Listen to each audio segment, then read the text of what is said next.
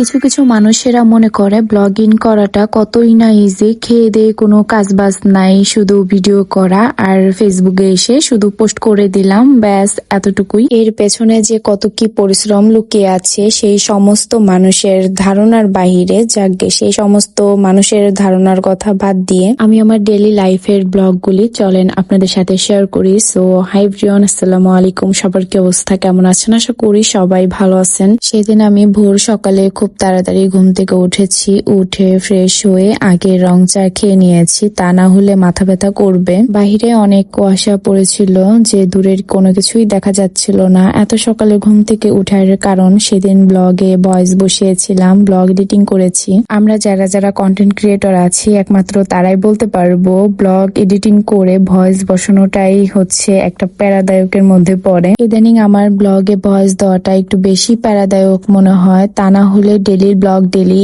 Voice দিয়ে upload দিয়ে দিতাম। শুধু ফোন নিয়ে থাকলেই তো চলবে না, ফোনের কাজ শেষ করে দেন ঘরের কিছু কাজ ছিল, কাজ বাজ শেষ করে আমার খাবার খেতে খেতে 3টা বেজে যায়। আমি সব সময় ঘর গুছিয়ে গাছিয়ে রাখি, আমি ঘর গুছাতে অনেক বেশি ভালোবাসি। এই কথাটা আমি আগেও বলেছি। আমি আমার সাধ্যের মধ্যে আমি যতটুকু পারি অতটুকুই আমি আমার ঘরকে পরিপাটি গুছিয়ে গাছিয়ে রাখার চেষ্টা করি। আমার ঘরের সবচাইতে প্রিয় পার্ট হচ্ছে বারান্দা, বারান্দার গাছগুলা। আমি ছোটবেলা থেকেই বরাবর গাছ পাগল একটি মেয়ে। বরাবরের মতন গাছের প্রতি ভালোবাসাটা কিন্তু আমার এখনো পর্যন্ত কমেনি। যাই হোক, এখন যেহেতু উইন্টার, আমার বারান্দার গাছগুলোতে প্রতিদিন পানি দিতে হয় না, সপ্তাহে একবার পানি দিলেই চলে। আম্মু একটু বাহিরে গিয়েছিল, বাসায় আসার সময় আমাদের এখানে মাহফিল থেকে চিংড়ি মাছের মাথা ভাজা নিয়ে এসেছে আমাদের জন্য। আমার কাছ থেকে আমার ছেলে নিয়ে দিছে দৌড়, কিন্তু কেউ আর খায়নি, আমি একাই 5টা খেয়েছি। দেন আমার আম্মু আলুর দম বানিয়েছে, আলুর দমটা অনেক মজা হয়েছিল।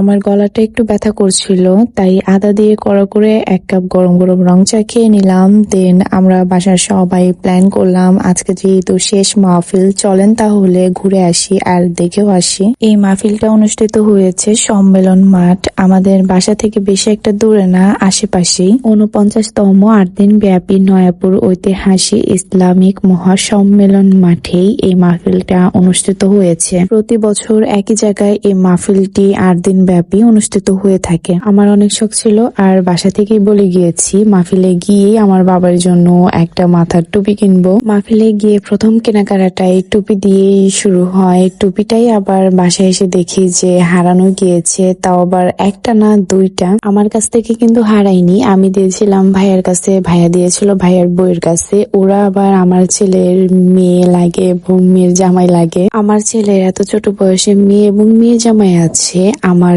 নাতিন এবং নাতিন জামাই। এটা শুনে আবার কেউ হাসবেন না। যাই হোক, মাথার টুপিটা আমাদের নসিবে ছিল না, এজন্যই হারানো গিয়েছে। মাথার টুপি কিনেই পরপর অনেক কিছুই কেনা হয়েছে। কি কি কিনেছি এটা আমি আরেকটা ডেলি ব্লগের মাধ্যমে শেয়ার করে দিবনি। দেন কেনাকাটা শেষ করে আমরা ফুচকা খেতে চলে আসি। মাহফিলের মধ্যে এক সিরিয়ালে অনেকগুলা খাবারের দোকান, মানে ফুচকা হালিমের দোকান। আমরা যার কাছ থেকে ফুচকা খেতে এসেছি তার ফুচকা ভালোই ছিল, মজার ছিল। বাবাইকে দিয়ে আমরা 6 জন ছিলাম, আমার বাবাইকেও আলাদা ফুচকা দিতে হয়। আমরা 4 জন ফুচকা খেয়েছি আর 2 জন চটপটি খেয়েছে।